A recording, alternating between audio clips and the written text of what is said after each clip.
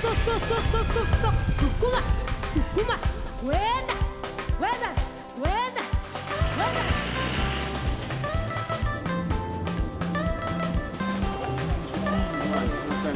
This is our fourth expedition. Our first one was in the deserts of Arizona, Utah. The second one was in the caves of Bermuda. The third one was last year. We went to India. And this year, we're going to be in South Africa for 5.5 weeks doing the history and humanities of South Africa.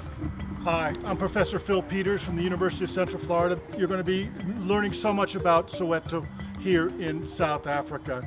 Up till now, distance learning was basically text-based. The teacher sat in a room, but I thought about how do you teach biology? How do you teach anthropology? How do you teach marine sciences from the field?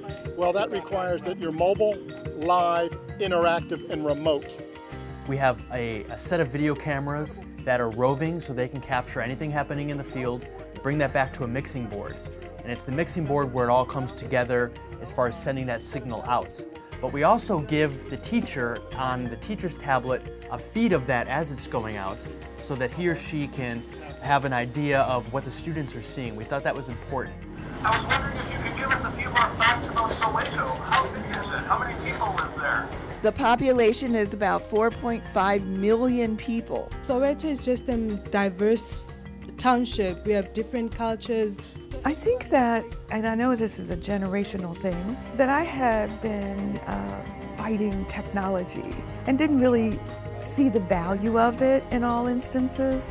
I really enjoy the face-to-face encounter with students. But this experience has shown me that there are new and even sometimes you might say better ways to help students to understand different cultures.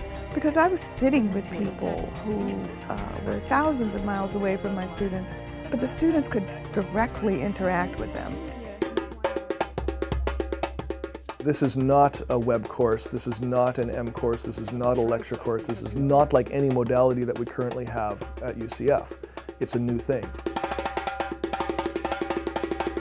This is really about knowledge transfer. You know, you can convert it into a kind of abstract form and put it in a paper or put it in an easily packageable sort of thing, but the fact is once you start talking about knowledge of place, there are a whole lot of subtleties that just cannot be captured that way, and so that live interaction allows students to get at some of that stuff that would be missed otherwise.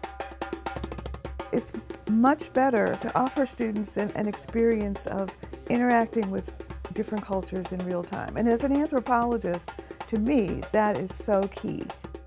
This, I think, is also a credit to the university because what they're doing is cutting edge, really bringing education and technology together in new ways. That really is something monumental that has changed in my perspective on teaching.